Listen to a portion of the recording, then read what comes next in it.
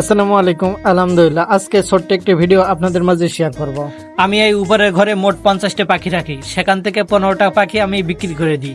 আর এখানে আছে মোট 35টি। আলহামদুলিল্লাহ, 35টা পাখির ভিতরে 25টা পাখি অলরেডি ডিম দেওয়া শুরু করেছে। এই জন্য আমি এই পাখিগুলো এখন বড় পাখির ভিতরে দিয়ে দিব। এই পাখি আলাদা রাখার কারণ আছে, এক হলো খাবার আর দুই হলো ঔষধ। আর তৃতীয়ত হলো, যদি আমি দুইটা পাখি একসাথে মিক্স করে রাখি তাহলে বুঝতে পারবো না ছোট পাখিতে ডিম দিচ্ছে কিনা।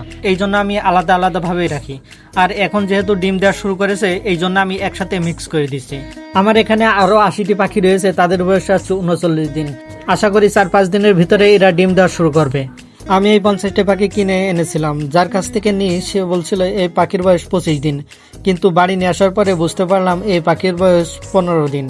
কোয়েল পাখির খামারে প্রথম তো এই জন্য কিছু বুঝতে পারলাম না। পরবর্তীতে আমি আরো 80 পিস পাখি নিয়ে আসছিলাম, তারপরেও আমাকে ঠকাই দেয়।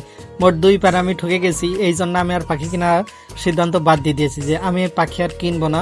যদি পারি তাহলে বাসায় ফুটাইয়ে তারপরে পাখি আস্তে আস্তে বাড়াবো। যারা নতুন পাখি কিনতে চান তাদেরকে বলবো যে বুঝে শুনে পাখিগুলো নেবেন।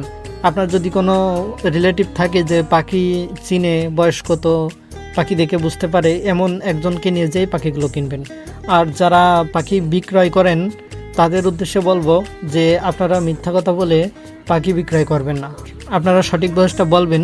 দরকার হয় 2-1 টাকা বেশি নেবেন, তাতেও সমস্যা নাই, কিন্তু সঠিক বয়সটা বলবেন।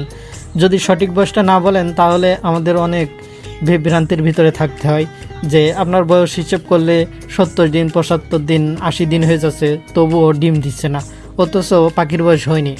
এই জন্য বলবো, যারা নতুন পাখি নেবেন তারা অবশ্যই একটু বুঝে শুনে তারপরে নেবেন। আর আপনাদের যদি কোনো পরামর্শ লাগে তাহলে অবশ্যই কমেন্ট বক্সে কমেন্ট করতে ভুলবেন না।